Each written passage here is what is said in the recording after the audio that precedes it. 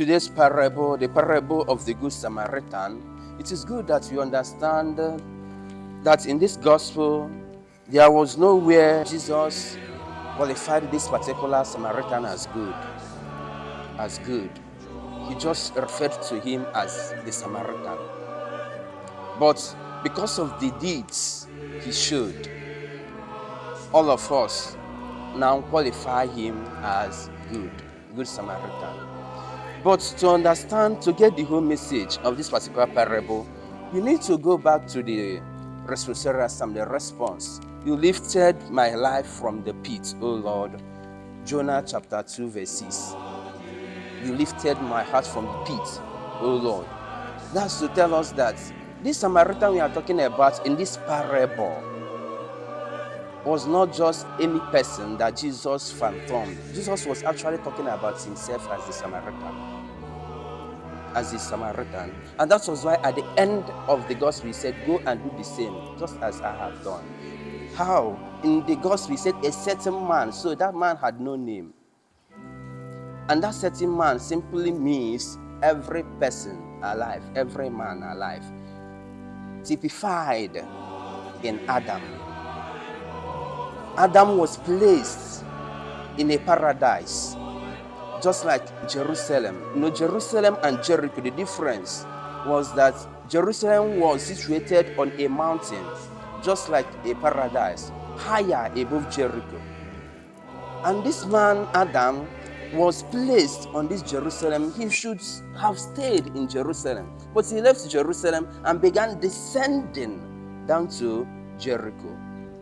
Descending down to sinful life. From the life, blissful life that God placed him, he began descending. And that's why he said he didn't descend completely. He said he was going, he was descending, small, descending down to Jericho.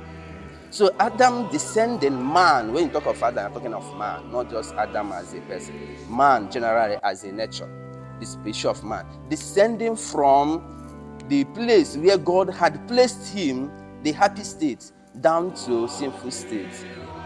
And when he was descending, living where God placed him, Satan met him, the brigands, and deprived him of the power to be holy, the grace that God had bestowed in him, and left him there, half dead. Man, after the fall, was half dead. He wanted to do good, but he couldn't do good. Then the priest and the Levite, both of them represent the law and the sacrifice and the prophets. So that when man descended from his state of beauty, of bliss, he came down to a lower level. There was law through Moses to help him to come up from that state of sinfulness. But the law couldn't, because what the law happened to do was to judge. Then the sacrifices done by the priest, remember the priest, he came there. So the priest couldn't even help, the sacrifices couldn't help, because the sacrifice could also be defiled by the sinfulness of man. So the priest left, he stood there and left, he couldn't do. Then the Samaritan, look at the priest, the law, Moses, Aaron, the Levites, all of them, we are all related by nature, human nature. So God, Jesus, in answering this particular question, who is my neighbor, was actually telling us that neighbor is not defined by nature. Because you're a human being, Moses was a human being, I'm a human being. But the law that Moses brought couldn't help because we are human beings. Now someone that was far removed from relationship of nature,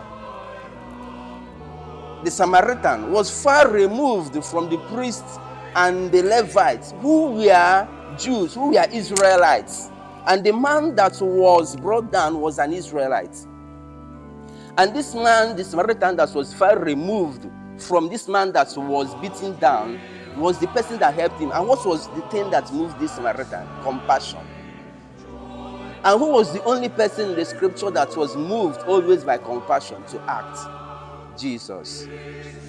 So Jesus was actually referring to himself as the Samaritan that saw the state of man where he was dropped, beaten down by sin, deprived of all the powers that grace could give, came by the power of compassion to help him. And he said, go and do the same. So the thing is not about who is my neighbor. The question is, to whom can I be a neighbor?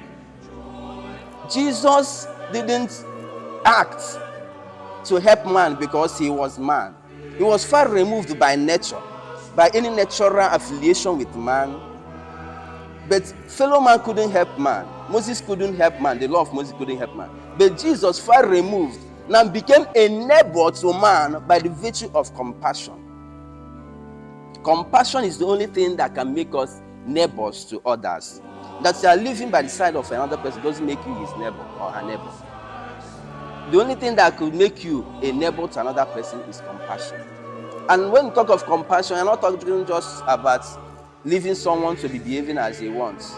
Compassion also entails that when someone begins to misbehave, you call the person to order. I love you, so I don't want you to enter into trouble, or to be expelled, or to be punished. That is compassion. And what does he tell you? That you have to also see any means that you can help to call this person back. And that makes you a neighbor to the other person. So compassion has to do with severity and kindness. That's the significance of the oil and the wine, washing away wounds and also healing the wound.